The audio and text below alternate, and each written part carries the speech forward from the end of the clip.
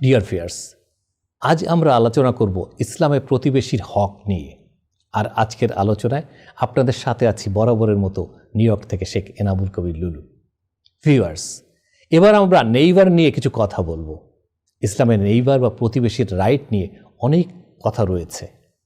প্রতিবেশীর সাথে ভালো ব্যবহার করা, তাদের বিপদে হেল্প করা, অসুস্থ হলে তাদের দেখতে যাওয়া, প্রয়োজনে পাশে দাঁড়ানো, সম্মান করা এবং তাদেরকে কোনো রকম কষ্ট না দেয়া প্রতিবেশীর হকের মধ্যে পড়ে।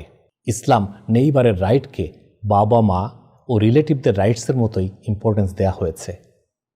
এই রাইটগুলোর একটা হলো ভালো ব্যবহার করা ও সম্মান করা।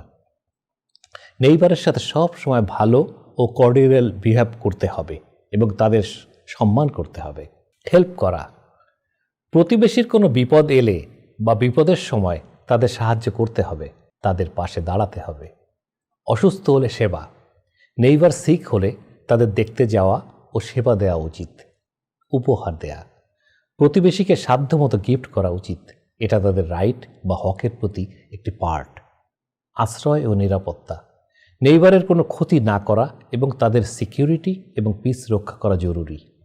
তাদেরকে বিপদের সময় শেল্টার দিতে হবে। ভালো কথা বলা, নেইবারের দোষ খুঁজে না বের করে তাদের ওয়েলফেয়ার চিন্তা করতে হবে। সব সময় তাদের সঙ্গে ভালো কথা বলা উচিত। আবার রাসূলুল্লাহ সাল্লাল্লাহু আলাইহি সাল্লাম নেইবারের রাইট বা হকের ব্যাপারে অনেক গুরুত্ব দিয়েছেন এবং ফেরেশতা জিবরাইল আলাইহিস সালাম তাকে এই বিষয়ে বারবার তাকিদ করেছেন বলে হাদিসে উল্লেখ আছে।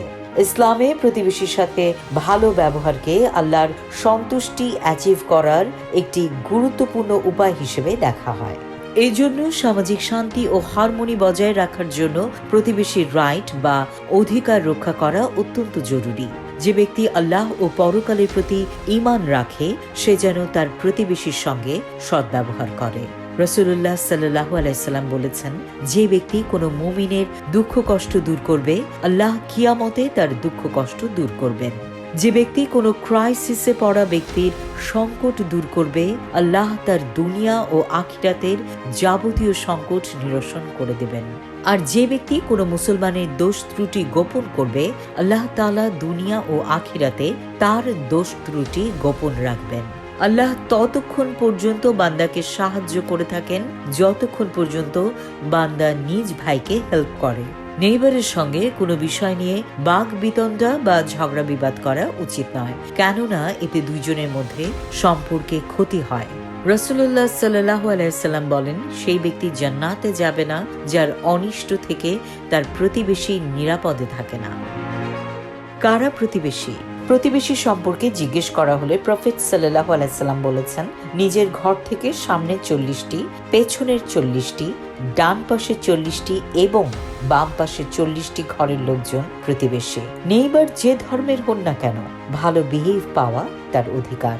বাড়িতে ভালো কোনো খাবার রান্না হলে তাতে প্রতিবেশীকে শরীক করা রাসূলুল্লাহ সাল্লাল্লাহু আলাইহি সাল্লামের নির্দেশ।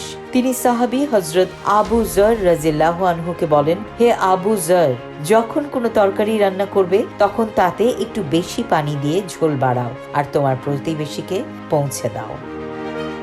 ডিয়ার ভিউয়ার্স, আজকের আলোচনা এখানেই শেষ করতে চাই। এতক্ষণ যারা আমাদের সঙ্গে ছিলেন সবাইকে অনেক অনেক থ্যাঙ্কস।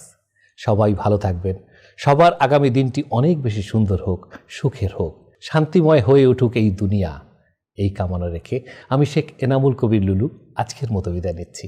আল্লাহ হাফেজ।